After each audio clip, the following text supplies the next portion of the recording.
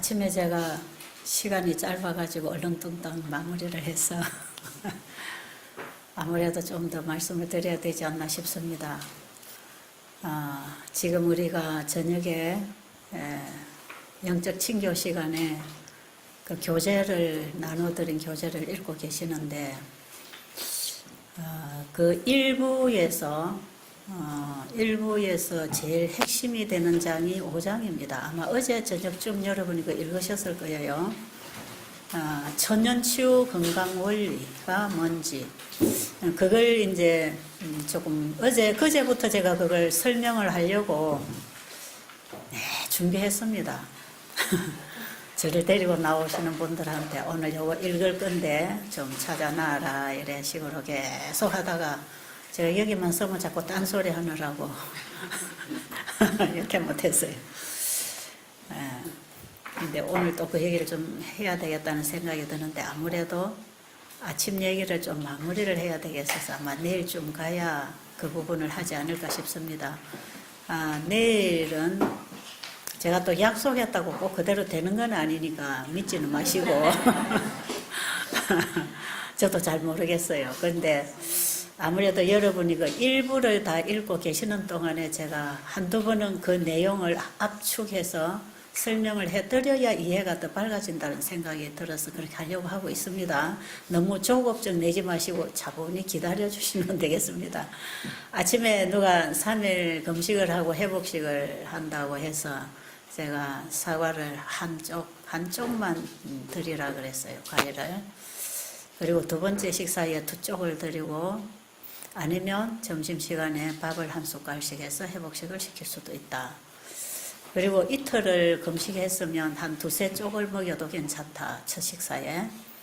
그리고 하루 정도 굶었으면 그냥 소식으로 일반 식사의 절반 정도의 식사로 시작하면 되는데 지금 이런 것은 상당히 우리가 또 실질적으로 필요한 문제들입니다.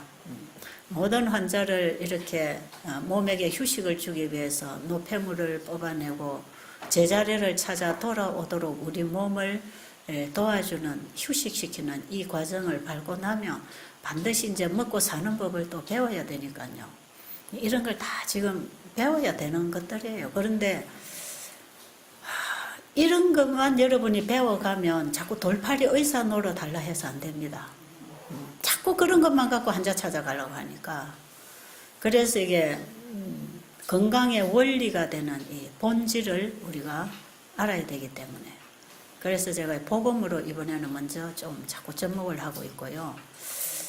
복음 중에서도 우리가 이 시대의 현대 기별이 되는 셋째 천사 기별 중심으로 제가 아예 시작부터 지금 이렇게 나가고 있기 때문에 어떤 분들에게는 조금 지겨울 수도 있겠고 어떤 분들은 아주 반짝반짝 지금 살아날 수도 있고 지금 그렇습니다. 그런데 실제로 열을 가지고 강의를 해보려고 하니까요. 이게 충분히 드릴 수는 없습니다. 그래서 1기, 2기, 3기 강의를 여러분이 좀 들어주셔야 됩니다. 그걸 좀 들어주셔야 지금 이제 얘기가 또 나갈 수 있는데, 기수가 자꾸 이렇게 바뀌지만, 반복을 안 합니다. 사람이 바뀌고 있지만 물론 복음은 반복해서 전해지지만, 거기에 설명하고 나가는 이런 부분들이 또 다른 부분에서 계속 이렇게 짚어 들어가고 있기 때문에, 결국에 가서는 하나의 얘기를 하고 있는 거지만, 다양하게 이렇게 기수로 나누어서 지금 하고 있기 때문에 의료 선교사가 되겠다고 결심하시는 분들은 이 한 기에 참석해서 다 배우기는 불가능입니다. 그래서 책을 자꾸 읽으시라고 책을 지금 소개해드리고 교재를 내드리고 있는 것이고요. 그리고 제가 어제도 얘기했죠. 만약에 우리가 이 의료 선교사를 양성시키는 이 세미나장이 어디가 하나 준비가 되면 그때에는 좀 긴 시간 꼭 이 일을 하고 싶은 사람 1달이든 2달이든 6개월이든 정말 내가 실질적으로 나도 치료가 되고 환자도 직접 내가 도와줄 수 있을 만큼 다방면으로 겪으려면 상당한 시간 교육이 필요합니다. 왜냐하면 이것은요 그냥 설명으로는 불가능입니다. 그냥 설명해가지고 이렇게 한다 해가지고는 불가능해. 왜? 사람 상태에 따라서 나타나는 반응이 여러 가지로 나타날 수 있기 때문에 그때그때 대처하는 이런 방법, 이런 것들이 또 다 함께 종합적으로 돼야 돼서 여러분이 한 기에 와서 대충 이렇게 복음을 듣고 가서 여러분이 실질적으로 환자 만나면 막연할 수가 있습니다. 그럴 때는 반드시 전화로 상담을 해주시면 좋겠어요. 이런 환자가 있는데 좀 도와주고 싶은데 어떻게 하면 좋을까요? 그럼 제가 체중이 얼마냐, 키가 얼마냐, 병이 뭐냐, 약은 뭘 쓰고 있느냐, 이걸 다 체크한 다음에 어떻게 하라고 얘기를 해드릴 수 있어요. 그러니까 이것이 그냥 단번에 한두 시간 강의 갖고 다 되는 게 아니기 때문에 실제로 이 생명을 다루는 일이기 때문에 우리는 굉장한 지혜와 경험과 또 지식이 필요한, 또 우리가 끊임없이 연구해야 되는 분야가 바로 인체를 다루고 마음을 다루는 이거기 때문에 이게 뭐 저도 아직 배우고 있는 중이고 제가 아는 것만큼 지금 도와드리는 것이기 때문에 저도 지금 계속 공부하고 있는 중입니다. 그래서 우리가 앞으로 좀 이런 공부를 자꾸 해야 될 필요가 있고요. 그리고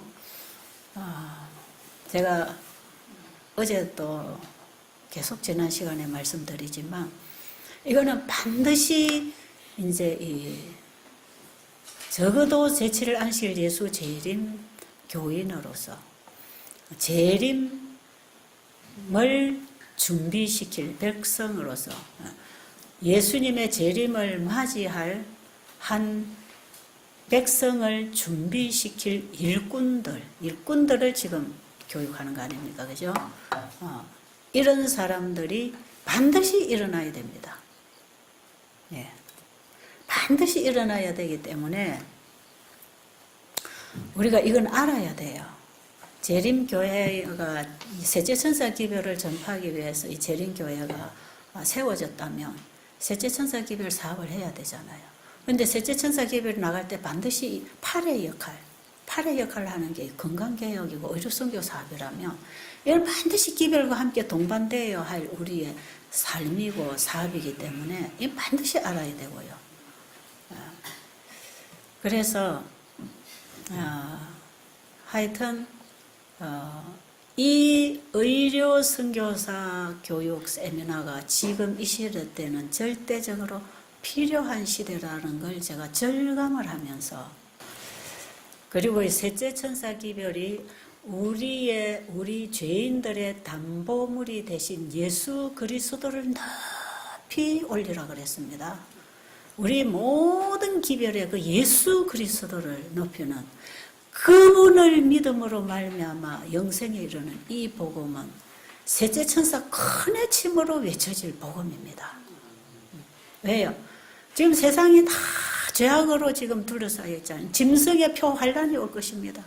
이제는 짐승의 표를 받지 않으면 다 죽인다고 하는 이런 놀라운 환란이 지금 올 것입니다. 이게 셋째 천사가 크게 외치는 기별 중에 그 기별이 역사적으로 성취될 것입니다.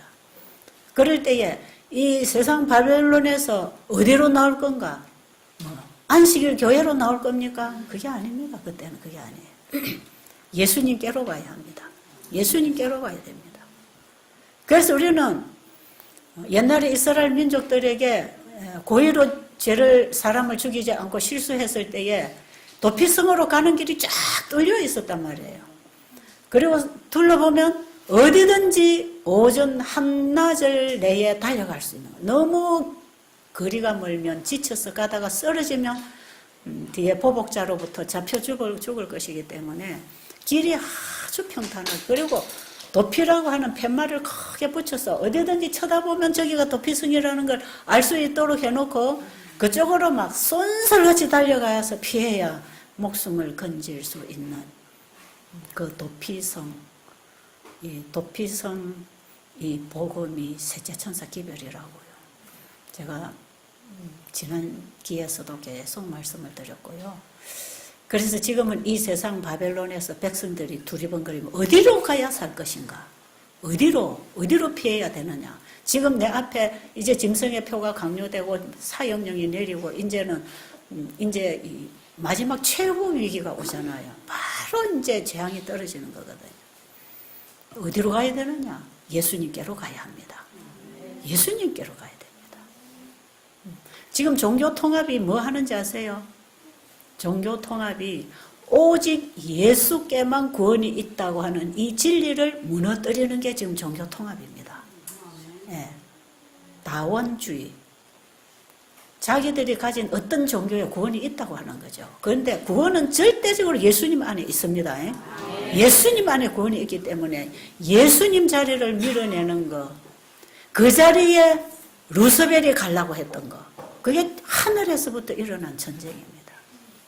마지막 최후의 피할 곳은 예수님입니다. 예수님. 그래서 우리가 예수님을 알아야 되고 피하는 방법을 알아야 되고 그 길을 찾는 길. 그래서 예수님께로 가는 길이 성소진리 아닙니까? 이게 새천사 기별이단 말이에요. 그렇기 때문에 우리가 지금 똑바로 내가 그 길을 알아야 세상 바벨론에 있는 사람들에게 예수님께로 오라고 불러낼 거 아닙니까? 그죠? 네. 그렇기 때문에 우리가 이 복음을 똑바로 이해해야 되는 게 참 중요합니다.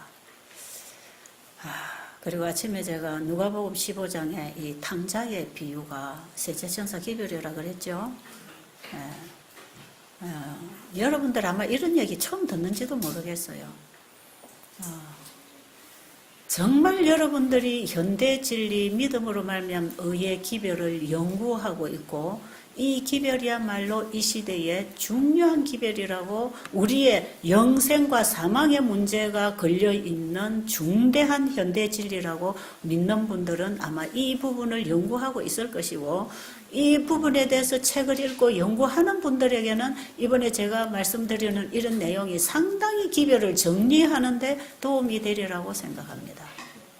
그런데 이 예수님이 전하신 이 세천사 기별, 바로 이 탕자의 비유를 통해서 우리에게 구원의 도를 가르쳐 주시는 이 복음 칭의와 완전히 구분이 되어 있습니다. 보세요.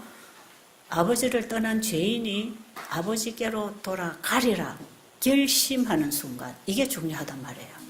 내가 정말 이제는 주님께로 돌아가야 되겠다.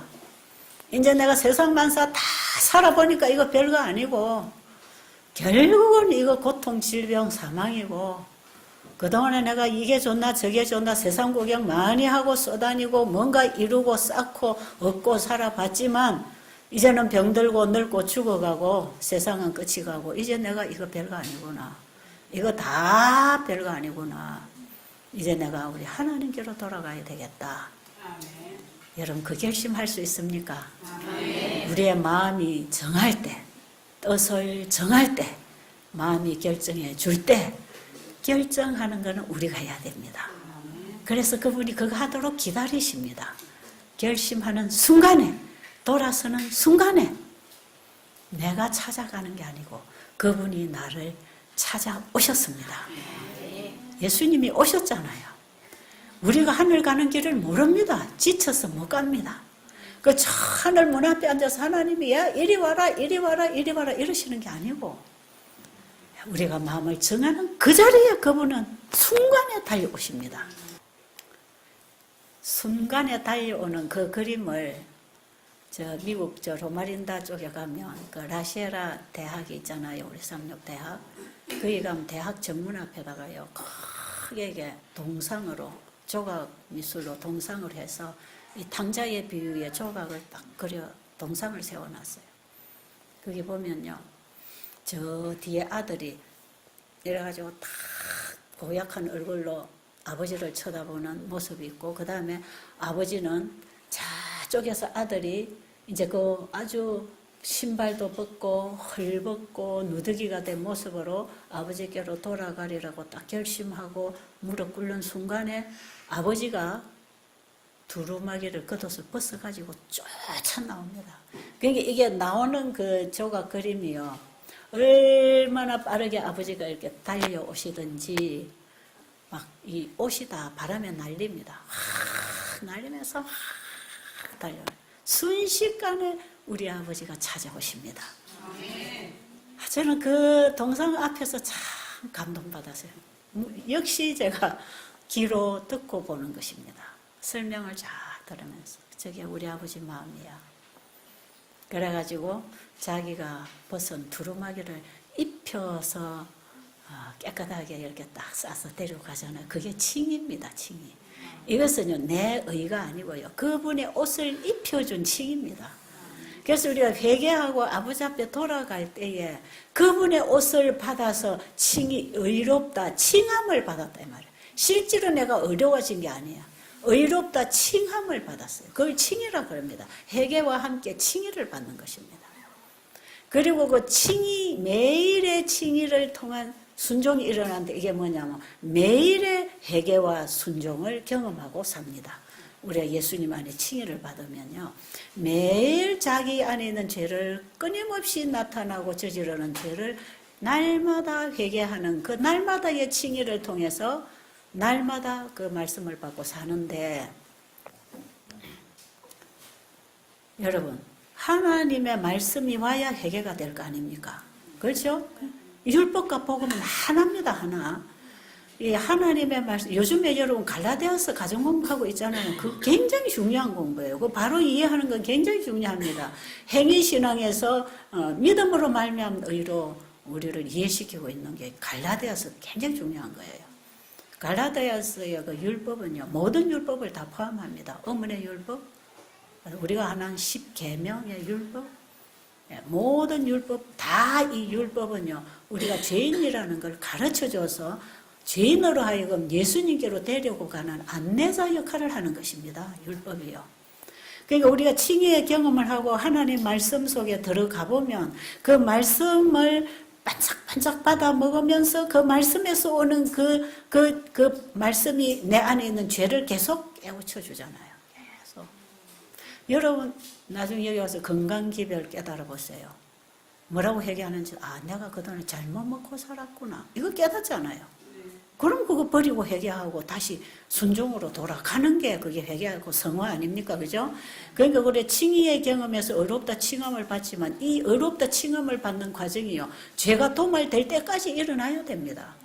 그래서 계속 말씀에 빛이 오면 자기가 잘못된 걸 또 주님 앞에 가지고 가서 회개하고 그 말씀을 받아들이면서 순종하고 그래서 주어진 빛대로 순종하기 위해서는 빛대로 안 살았던 죄를 날마다 회개하고 순종하는 거예요. 그래서 칭의와 성화는 날마다.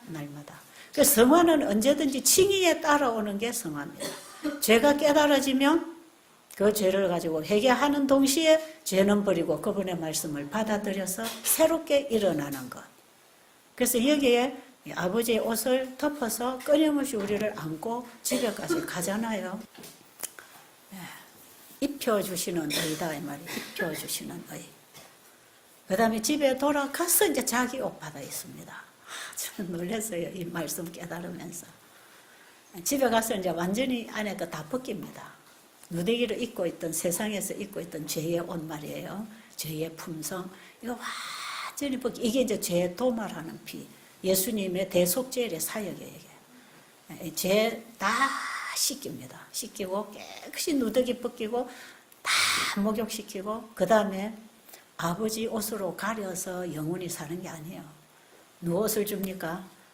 아들의 옷을 아버지가 준비하고 있던 아들 돌아오면 입히려고 준비해 놓은 옷이 있어요. 아들의 옷을 줍니다.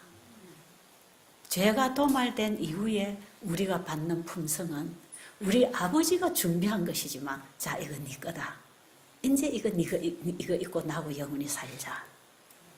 그래서 그분이 마련한 옷인데 그거는 이제는 입혀주신 아버지 옷이 아니고 아버지가 마련한 내 옷입니다. 이제 내 옷을 입는 거예요. 그래서 죄를 도말한 자리에 아버지께서 준비해 오신 완전한 품성의 옷, 그 우리 품성에 입혀줍니다. 그래서 그걸 내 거라고 하십니다. 그건 네 거다. 그건 네 거다. 100% 주님이 만들어 입혀주신 것, 이건 네 거다. 네 가져라. 그게 목욕시키고 잔치하고 그 다음에 내 옷 입혀주고 이제 속에 더러운데 둘러써서 온 게 아니라 이제 속부터 씻고 다 깨끗해진 몸에 내 옷을 딱 맞춰 입고 반지 딱 너는 내 아들이야. 영원히 너는 내 아들이야. 그 인쳐주시는 거 아닙니까? 그죠? 이게 지금 지성소 사역입니다. 그게 지성소. 그래서 칭의와 성화와 영화. 이제 완전히 그분이 만들어준 옷을 입었을 때 영화롭게 되는 거죠. 그런데 성경에는 보면 전부 이렇게 복음을 설명하고 있죠. 그럼 우리에게 성령이 오신다. 성령이 우리에게 오시면 또 뭐 하는가? 또 뭐 합니까? 요한복음 16장 8절로 보면 그가 와서 그가 오면 그가 누굽니까? 다른 보에서 성령이 오시면 뭐 한다 그랬지요? 죄에 대하여, 의에 대하여, 심판에 대하여 책망하신다고 했어요. 책망하신대요. 여러분 죄가 뭡니까? 9절에 보면 죄가 뭡니까? 죄에 대하여라 하면 우리가 예수 그리스도를 믿지 아니하며. 여러분 이 말씀이 첫째로 누구에게 해당됐느냐 하면 유대인들에게 해당됐습니다. 유대인들이 예수님을 믿었어야 믿었어요. 그런데 베드로와 사도들이 늦은 이름의 성령을 받고 그들에게 죄를 구했습니다. 사도행전 가보면 그들에게 죄를 구합니다. 뭘 구하지요? 성령이 임하니까 성령을 받은 사람의 입을 통해서 뭘 구했습니까? 너희들이 십자가에 못 박아 죽인 그 예수가 바로 우리가 기다리던 메시아다. 그거 고하는 거 아닙니까? 네 죄가 이거다. 당신들의 죄는 예수를 십자가에 못 박은 것이다. 예수를 믿지 아니한 게 너희들의 죄다. 그리고 예수님이 성천에서 하늘로 올라가시고 그 다음에 이제 그분이 죄와 의를 분리하는 마지막 심판. 결국은 그것은 마지막 지성소에서 하실 일이지만 그 당시 그들이 전하는 복음은요. 바로 의에 대하여 심판에 대하여라. 심판은 세상임금이 심판을 받았다 그랬잖아요. 세상임금 이미 예수님이 십자가에 못 박힘으로 세상임금은 심판받았습니까? 사단은 심판받았습니까? 이미 사단은 심판받았으니까 더 이상 죄의 종이 되지 말라. 그리고 예수를 믿음으로 말미암는 의의 종이 되거라. 그거 가르쳐주는 거 아닙니까? 바울도 그런 기별 전했어요. 의에 대하여, 죄에 대하여, 의에 대하여, 심판에 대하여. 그리고 의와 절제와 심판의 기별. 그래서 이게 마지막 세천사 기별에는 절제 기별도 반드시 포함됩니다. 왜냐하면 생활의 개혁이 일어나서 하나님 말씀대로 되어지는 게 절제 아닙니까? 그렇죠? 맞나요? 네. 여러분 절제 기별이 술 먹는 사람 술이나 끊고 담배나 끊고 이런 정도가 아니고 하나님의 말씀에 따라 지배받고 살아가는 거기에 모든 절제가 이루어집니다. 여러분 식욕이 절제 안 되십니까? 예수님을 만나면 해결됩니다. 중독성에서 빠져나올 수 없습니까? 예수님 안에서 해결됩니다. 죄의 종에서부터 의의 종으로 예수를 믿음으로 말미암아 이제는 죄의 종으로 살 필요가 없다. 세상 임금은 심판받았다. 이미 너희 안에 죄는 심판받았으니까 이제는 예수님을 믿고 예수님의 종이 되어가라는 것이죠. 그럼 우리 안에 성령이 임하시면 성령이 와서 뭐 하는 겁니까? 죄를 깨닫게 합니다. 성령이 우리 안에 임하시면 죄를 깨닫게 해요. 뭐가 죄입니까? 예수님 제쳐놓고 내가 알아서 살라고 하는 게 다 죄 아닙니까? 맞나요? 내 알아서 살게요. 이게 죄라니까. 내가 스스로 있는 자가 되려고 하는 그게 죄라니까요. 예수님 자리에 내가 들어가려고 하는 게 죄 아닌가요? 하늘에서 죄가 뭡니까? 예수님 자리에 루스벨이 들어가려고 했지요? 예수님 자리가 어느 자리입니까? 예수님이 말씀 아닙니까? 율법입니다. 율법. 아버지 속에 있는 생각, 뜻, 계획을 말씀을 통해서 이루셨습니다. 아버지가. 그 말씀의 기능을 하신 분이 누굽니까? 예수님 아닙니까? 예수님. 태초에 말씀이 계시니라. 이 말씀이 하나님과 함께 계셨으니 이 말씀은 곧 하나님이시라. 만물이 그로 말미암아 지음바 되었고 지은 것이 하나도 그 말씀이 없이는 된 것이 없느니라. 그 말씀 안에 생명이 있었고 그 말씀의 빛이 땅에 비쳤고 그 말씀이 육신을 통해 이 땅에 오신 분이 예수님이라. 맞죠? 예수님이 누굽니까? 태초에 말씀이십니다. 말씀이 법입니까? 말씀으로 창조되었고 창조된 피조물은 그 말씀으로 인하여 또 생명을 유지하고 영생하게 돼 있었습니다.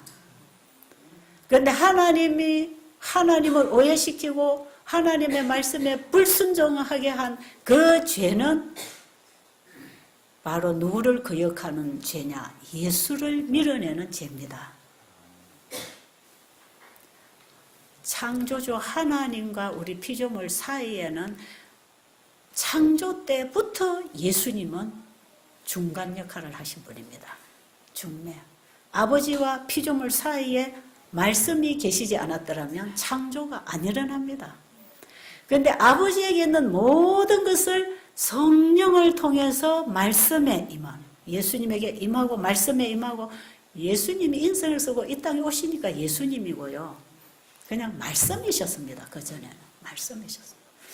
아버지 안에 있는 모든 것을 성령을 통하여 말씀에 들어가서 말씀 안에 있는 그 하나님의 뜻이 또 성령을 통하여 물질로 나타났습니다. 그러니까 아버지와 성령과 아들은 분리될 수 없는 한 몸입니다. 한 몸. 하나예요. 이게 분리될 수가 없어요. 분리되면 창조도 안 되고 구속도 안 됩니다. 그렇죠? 그래요, 안 그래요? 이 세 분 하나님은요, 일체이십니다. 그런데 아버지 안에 있는 그 아버지의 가장 깊은 곳 지성소, 성소로 말하면 지성소, 아버지가 거하시는 곳, 율법이 원래 거하시던 곳입니다. 그죠? 아버지 안에 율법이 있었잖아요. 그것을 아들을 통해서 드러내시고 그 말씀을 통해서 이루어진 게 전부 천지만물. 그래서 이 모든 천년계 안에도 하나의 법칙이 흐르고 있습니다. 천년계의 법을 범하는 것은 결국 하나님의 계명을 범하는 거하고 똑같아요. 10가지 도덕 법칙이나 천년계의 법칙은 동일하게 하나님 안에서 나온 법입니다. 예수님을 통해서 주신 법입니다. 그래서 하늘에서부터 이 루스벨이 예수님을 보세요. 하나님과 피조물 사이에 예수님을 밀어내버리는 거죠. 그리고 피조물을 지가 다스리라고 그 자리에 들어가려고 했던 그게 죄 아닙니까? 죄는 원래부터 예수를 믿지 아니하는 것입니다. 원래부터 예수를 거절하는 게 죄입니다. 맞습니까? 예수를 거절한다는 것은 그 말씀을 거절하는 것입니다. 맞나요? 하나님을 거절하는 것은 하나님 말씀을 거절하는 거죠. 하나님의 말씀을 전하는 사람을 거절하는 것은 하나님을 거절하는 것입니다. 맞아요? 그래서 우리가 하나님 말씀 전하는 사람을 비판하고 오해하고 그 말씀을 사람들이 못 듣도록 방해하는 것은 결국 하나님을 못 믿도록 하는 거기 때문에 그거 죄가 됩니다. 자, 그러면 죄에 대하여 하면 성령이 우리에게 오시면 다시 예수님을 거절한 죄인들에게 거절당한 예수님이 죄인을 찾아오십니다. 그렇죠? 그게 이 땅에 예수님 오시는 거 아닙니까? 그 죄인을 찾아오셨는데 예수님이 이 땅에 오셔서도 거절을 당하신다면 우리를 구원하실 다른 길이 없는 것입니다. 그런데 유대인들이 예수님을 거절했습니다. 성령의 권능을 입은 사람들이 바로 그 죄를 지적했을 때 우리가 어찌할꼬, 사도행전에 보면 우리가 어찌할꼬, 그러니까 뭐하라 그랬죠? 회개하고 돌이켜 죄 없이 함을 받으라. 그리하면 유쾌하게 되는 날이 주 앞으로부터 이를 것이라. 지금 우리는요, 죄를 어떤 행위에다가 자꾸 놓습니다. 좀 말을 과격하게 했다든지, 좀 남에게 상처를 줬다든지, 뭐 이러쿵저러쿵 뭐 조금 도둑질을 하고 속이고 거짓말을 했다든지 이런 걸 가지고 굉장히 정오하면서 저건 죄인이야 하고 정죄하고 있잖아요. 근데요, 실제로 우리는요, 그 죄 때문에 죽는 게 아닙니다. 그거는 우리가 본성적으로 유전적으로 받아온 죄라서 우리가 해결할 수 없는 문제입니다. 아십니까? 착해지려고 하는 건 내가 할 수 없는 것이고요. 죄를 안 지려고 하는 건 내가 할 수 없는 일. 우리는 이미 죄의 종으로 속박당해 있습니다. 씨가 벌써 죄씨가 들어와서 죄의 법이 주관하기 때문에 우리는 죄의 종이 될 수밖에 없는 사람들. 이런 사람들이 어떻게 스스로 어렵게 될 수 있나요? 없다고 하잖아. 로마서 3장에 보면 이 세상에 의인은 하나도 없나니 다 치우쳐 죄를 행하고, 그래서 다 우리는 본질적으로 죄인으로 태어난 유전적인 죄인이기 때문에 의를 원하기는 하지만 행할 수 없어요. 그래서 율법을 행함으로 어렵게 될 사람이 없다. 하나님이 한 의를 준비하셨다. 누굽니까? 예수 그리스도를 믿는 자는 어렵다고 하시는데 누구든지 차별이 없이 우리는 예수를 믿어 어렵게 될 수 있고 영생할 수 있는 것입니다. 예수님 빠지면 아무것도 안 됩니다. 여러분 아무리 율법 잘 지켜갖고 내 신앙 좋다고 자랑해봐 바리새인의 의밖에 안 됩니다. 그렇죠? 바리새인들이 오죽이나 철저하게 행했습니까? 여러분 율법주의 사상에서 빨리빨리 깨고 일어나시기 바랍니다. 저는 어려서부터 율법주의 신앙을 배워가지고요. 참 골치 아파요. 지금도 그 사상이 자꾸 배어 있어가지고 자꾸 뭐 행위를 보고 판단하려고 그러고 뭔가를 잘 해야 된다고 생각하는 이런 사상이 치매적이에요, 이게. 그러니까 우리는 처음부터 이 잘못 가르침을 받아가지고 속아가지고 지금 우리의 신앙이 예수님 없는 의인 되려고 지금 노력하고 있단 말이에요. 여러분 우리 안식일 교회가 안식일 회복하면서 제7일 안식일을 회복했잖아요. 이 안식일이 우리 재림교회가 전할 기별인 것처럼 돼 있는데 사실 어떻게 보면 맞습니다. 왜? 안식일 복음 안식일 속에는요, 십계명 전체가 포함되어 있고 십계명을 주신 주인이신 예수님이 그 안식일의 주인이기 때문에 실제로 안식일을 제대로만 높이면 예수님이 높아지게 되어 있는 것이에요. 그런데 우리 재림교회가 안식일을 율법적으로 세웠습니다. 율법적으로. 일요일 신자들한테 토요일이 예배일이고 너희는 일요일은 바벨론이고 토요일이 인이다 해가지고는 이걸 날짜를 앞세워가지고 안식일 기별을 전하게 되면서 율법주의가 자신들도 모르게 다 돼버렸어요. 네. 이 사상이 지금 지배적으로 우리 재림교인들에게 흐르고 있는 사상이에요. 188 기별에서 이걸 깨버리려고 아주 이걸 박살내는 기별이 믿음의 의가 나왔을 때도 이 지도자들이 이걸 흡수를 잘 못했습니다. 근데 지금도 보면 흡수를 잘 못하고 있습니다. 여러분, 안식일 날짜 행위 이전에요. 안식일의 주인이신 예수님을 높이는 게 안식일 회복입니다. 안식일을 누가 세웠지요? 안식일 세우신 분이 창조주 아닙니까? 창세기 2장 1절로 3절에 보면 창세기 1장에 창조 사업을 누가 하셨습니까? 결국 세 분이 하십니다. 결국은 말씀으로 만들어져 나왔어요. 마치시고 일곱째 날에 안식일을 세웠잖아요. 안식일을 세우면서 출애굽기 20장 8절을 보면 이날은 다 자기 일은 쉬어라. 하나님이 창조일을 마치시고 안식하신 것처럼 십계명의 8절에 보면 계시록 출애굽기 20장 8절로 보면 안식일을 기억하여 그렇게 지켜라. 이날은 아무 일도 하지 말라. 네 집안에 요하는 객이라도 이날 아무 일도 하지 말라. 이건 뭐예요? 자기 일을 쉬어라. 네 스스로 하려는 거 포기해라 이 말입니다. 왜요? 창조주가 하게 하실 것이다. 내가 해줄 것이다. 그래서 그분에게 맡기는 게 신앙 아닙니까? 그렇죠? 그럼 우리는 안식일을 통해서 뭘 해야 됩니까?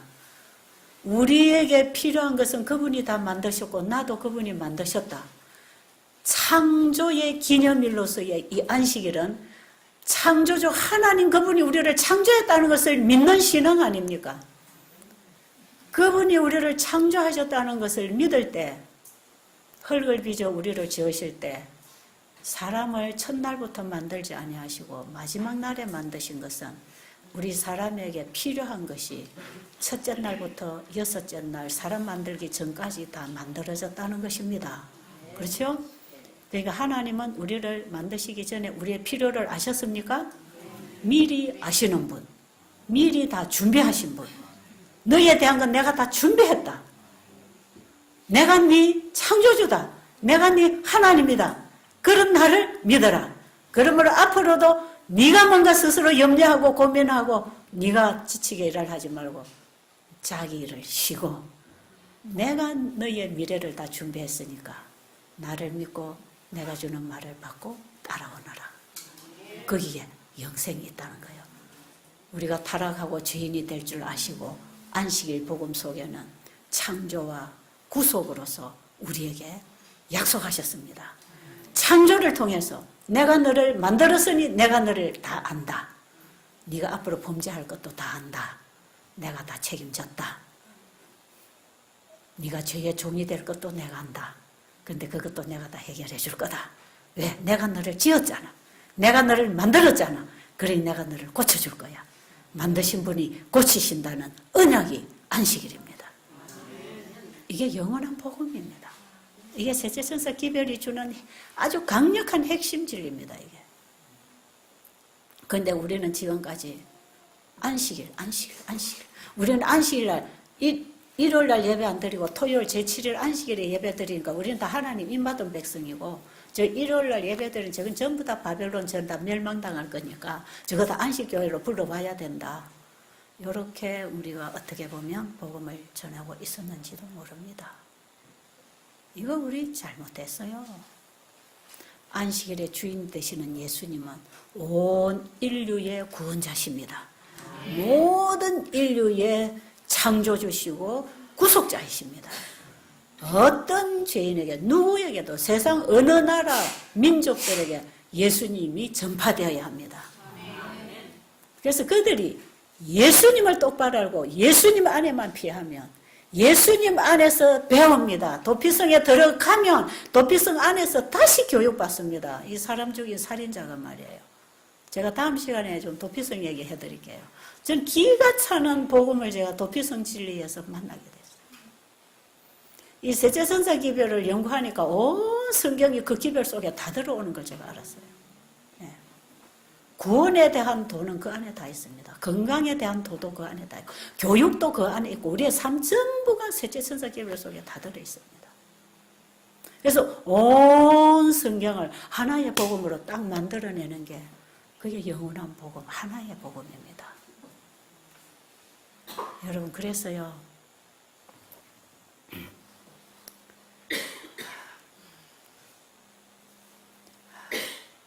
예수님이 빠진 설교는 설교가 될 수가 없고요.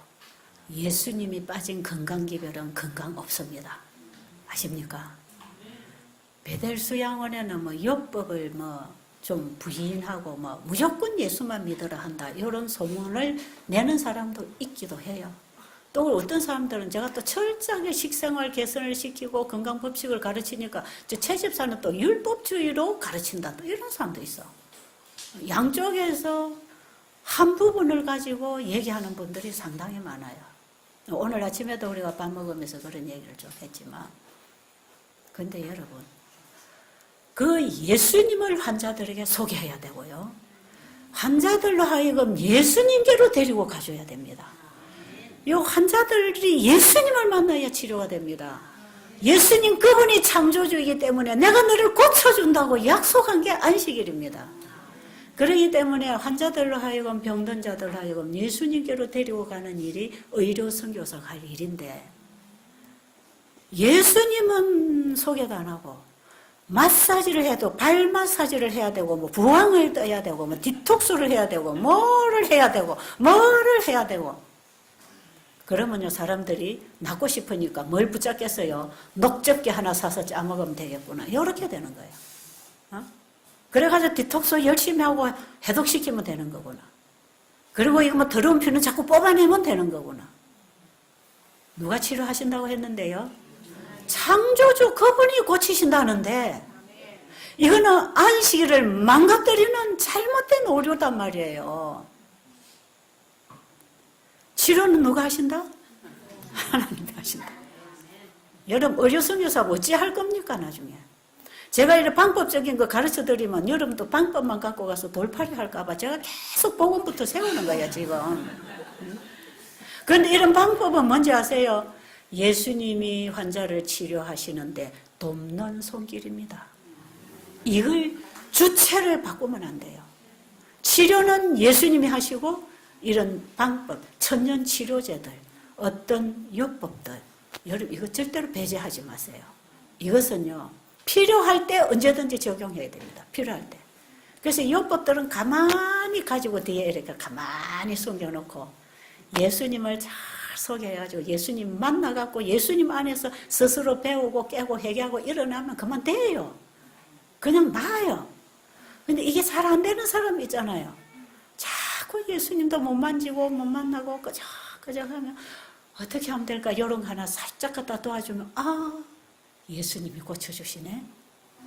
그래서 우리의 치료자를 예수님으로 소개해놓고 이것은 예수님이 치료하시는데 하나의 돕는 손길에 불과하다. 그래서 심지어는요 병이 났을 때 의사한테 가서 수술하는 것은 믿음을 부인하는 게 아니라 그랬어요.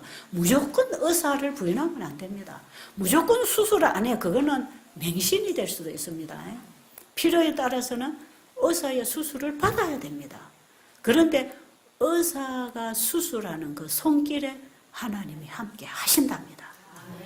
그러니까 이 환자가 의사한테 수술실에 들어가서 의사한테 몸을 맡길 때 의사의 손길을 통해서 치료하시는 분은 하나님이라는 사실을 믿고 그분을 붙잡아야 됩니다. 예수님께 저를 맡깁니다. 의사가 돕는 손길로서 잘 사용되도록 주님이 의사의 손을 지도해 주세요. 이렇게 기도를 하고 우리가 수술실에 들어가는 것이고요. 우리가 녹즙을 하나 갈아 먹어도 이빨이 없고 씹지도 못하고 이걸 제대로 못해 먹을 사람은 짜서 마셔야 돼요. 녹즙을 사약처럼 독약처럼 저는 취급 안 합니다. 저도 때로는 녹즙 한 잔 마시면 기분 좋다고요. 이게 나쁜 게 아니고요. 여러분들이 마사지 해주면 얼마나 시원합니까? 제가 이렇게 강의를 한다고 장시간 서 있으면요 제가 좀 심장도 약하고 에너지가 많이 고갈이 돼가지고 어떤 때는 강의를 강하게 딱 하고 나면 숨을 못 쉬겠어요. 몸에 기운이 빠져가지고 아주 처져버립니다. 그럼 옆에서 이제 제 옆에 이게 눈이 돼서 도와주던 사람들이 막 이렇게 발도 만지고 다리를 주물러 주잖아요. 그러면 생기가 확 돌아옵니다. 혈액순환이 된단 말이에요. 이 마사지를 잘 풀어주면요. 혈액순환이 돼서요. 몇 시간을 누워서 시들어야 될 걸 1시간 안에 상쾌하게 일어날 수 있단 말이에요. 이런 게 다 돕는 손길로 들어가는 것입니다. 절대로 이걸 부인하는 게 아니에요. 여러분, 금식도 무조건 금식을 해야 금식이 치료하는 게 아니단 말이에요. 하나님이 우리 몸을 고치시려고 하는데 고치시러 가는 길이 다 노폐물로 막혀 있단 말이에요. 지금 다 혈관도 막혀 있고 세포 사이사이에 이게 녹이 썰어가지고 독소가 쌓여가지고 이 순환이 안 돼서 아무리 좋은 음식을 주고 좋은 은혜를 줘도 이게 통과를 못하고 있기 때문에 하나님께서 그 길을 따라 일을 하시도록 막혀있는 쓰레기를 치워주는 게 금식하는 거 아닙니까?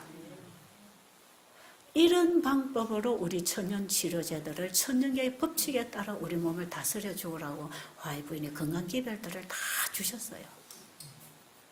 제가 그것이 어떤 역할을 하는지 내일 다음 시간에 좀 말씀드리려고 합니다. 이번에 여러분들이 교재를 읽고 있기 때문에 그 읽은 데서 여러분들이 대부분 감은 다 잡을 것이고 이렇게 여러분이 감을 잡고 나면 제가 이제 전체로 한번 딱 요약해서 풀어드리면 이 말씀이 이렇게 적용될 때 이렇게 되는 거구나.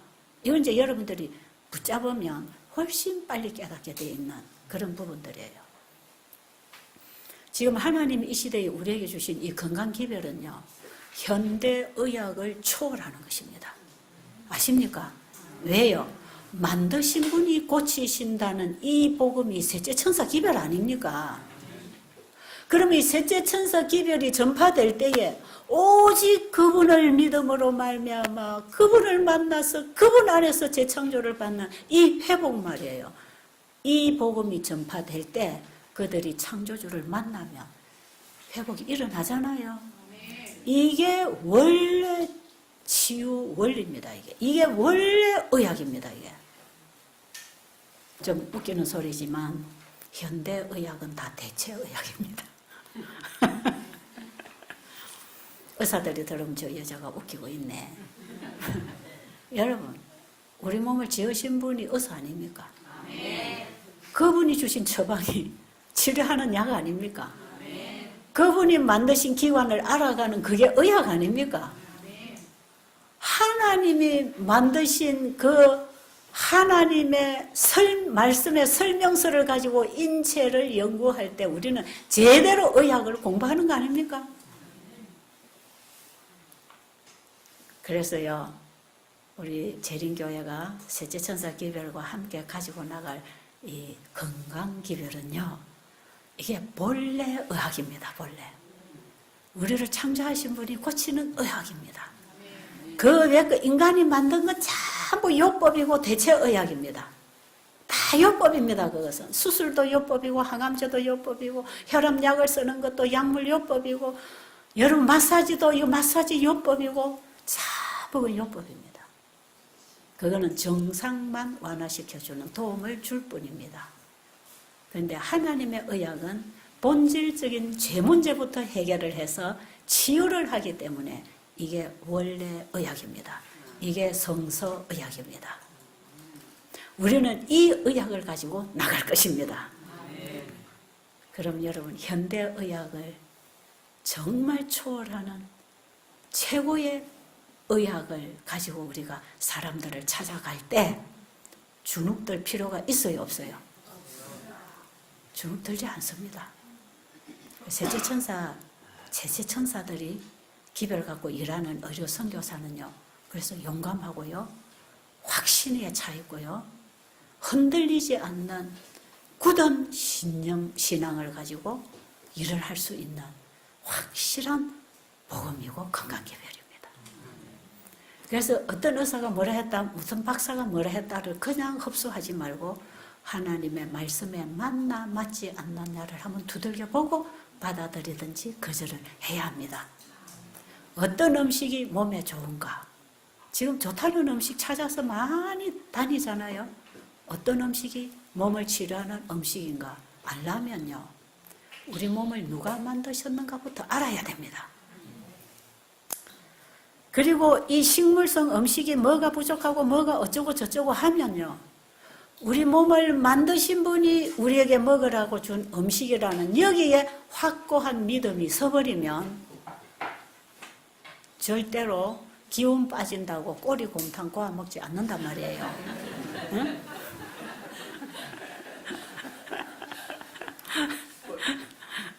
제가 몇 년 전에 한번 쓰러졌잖아요. 한번 쓰러져. 그때 제가 눈이 치명적으로 많이 나빠졌어요.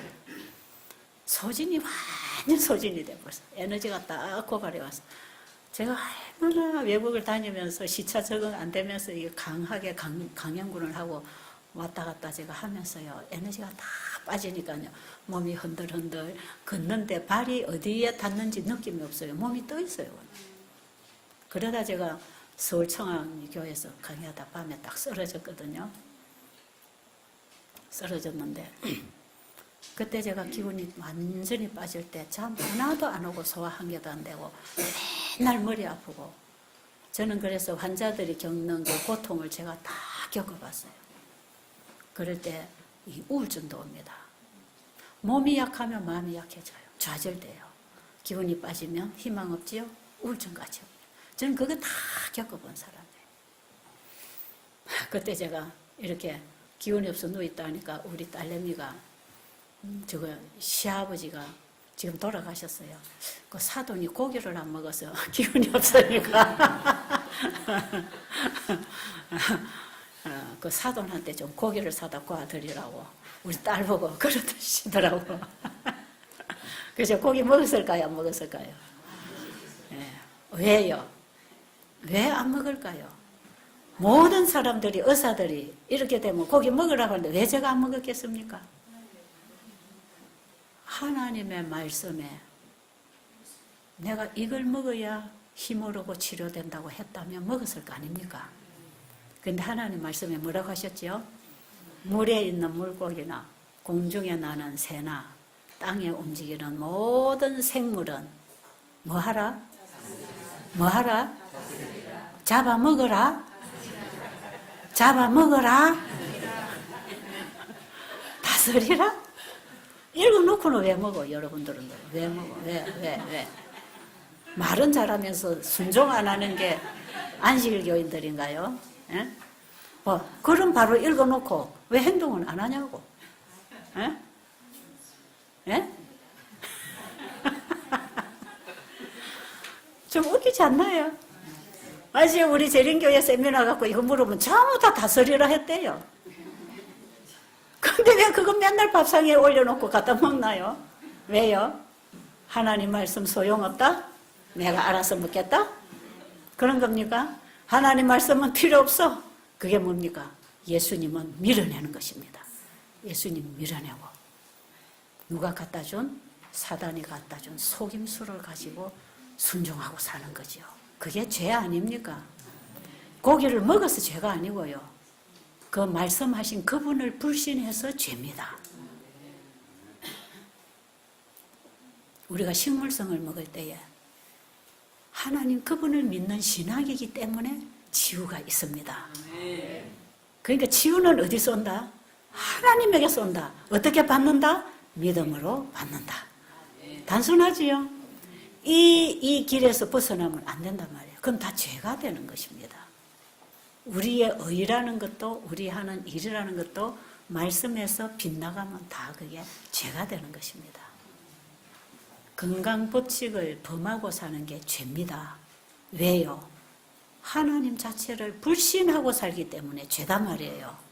이제부터 여러분들은 물에 있는 물고기, 여러분 지느러미 있는 것까지도 말이에요. 공중에 나는 새, 쪽발이 된 것까지도 말이에요. 땅에 기어다니는 짐승들 말이에요. 소, 염소 이런 것까지도 말이에요.